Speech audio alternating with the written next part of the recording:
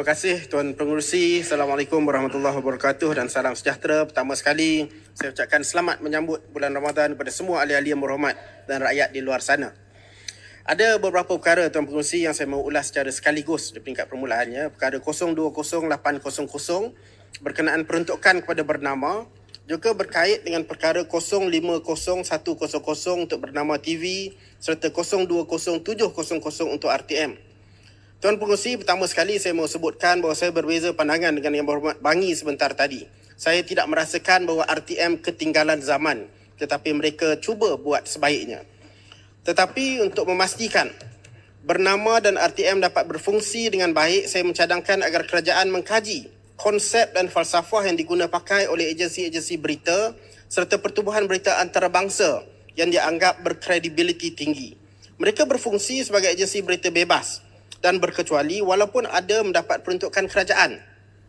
Peruntukan kerajaan tidak menyekat mereka daripada menjadi agensi berita dan platform media yang bebas dan beretika. Saya sebutkan perkara ini dalam perkara-perkara butiran tadi. Saya sebutkan perkara ini kerana saya bimbang dengan kecenderungan kerajaan kita pada hari ini untuk mengongkong kebebasan bersuara.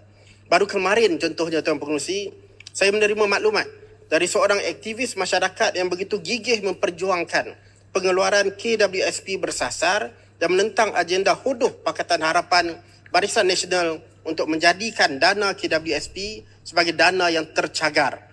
Aktivis ini menerima satu mesej daripada seorang pegawai di agensi berita kerajaan yang enggan menyiarkan komen yang beliau keluarkan.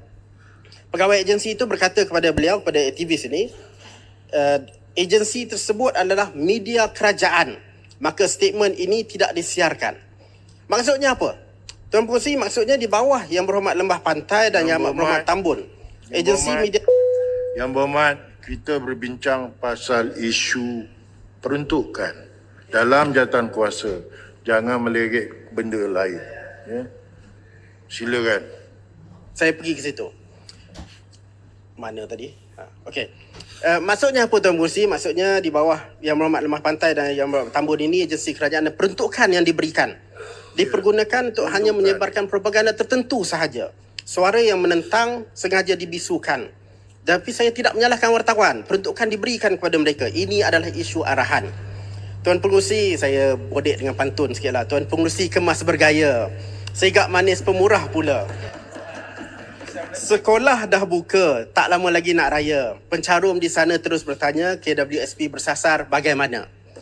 Bagaimanapun Tuan Pengerusi, saya melihat dengan peruntukan yang disediakan kepada Kementerian Komunikasi ini, saya bimbang kerana ada sedikit tendensi untuk kerajaan menjadi semakin autokratik, mempergunakan bentuk-bentuk saluran perundangan untuk menyekat dan menakut-nakutkan bukan saja rakyat tetapi juga ahli parlimen dengan tindakan undang-undang.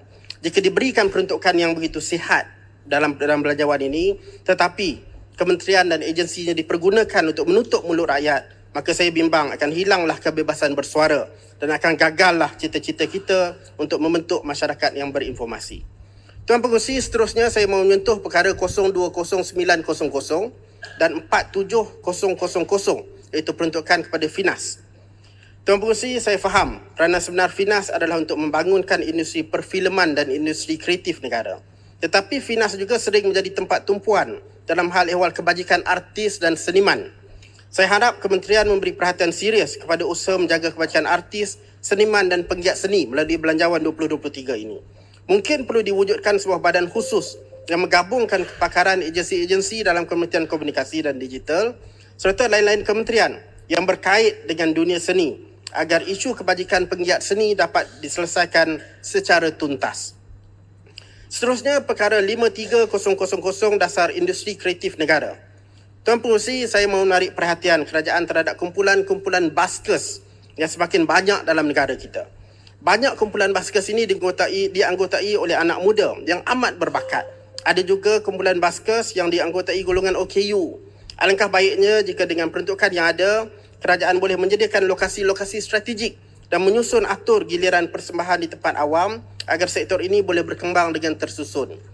Akhirnya Tuan Pengerusi, ada satu perkara yang saya tercari-cari dalam belanjawan ini tapi saya tak jumpa dalam perincian yang diberikan oleh Kementerian Komunikasi dan Digital. Pada bulan Disember tahun 2020, Kementerian Komunikasi dan Multimedia di bawah pimpinan Yang Berhormat Indra Mahkota menganjurkan Anugerah Nasyid Malaysia yang pertama.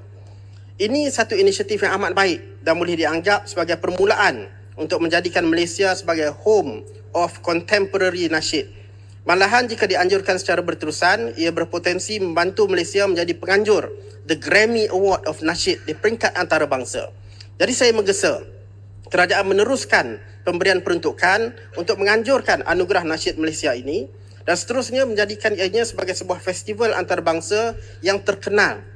Mungkin juga boleh dipertimbangkan sebuah anugerah khas nasyid antarabangsa yang pernah dibincang dan disebut sebelum ini, iaitu Al-Sultan Abdullah International Contemporary Nasyid Award, sempurna nama Tuanku Agong kita.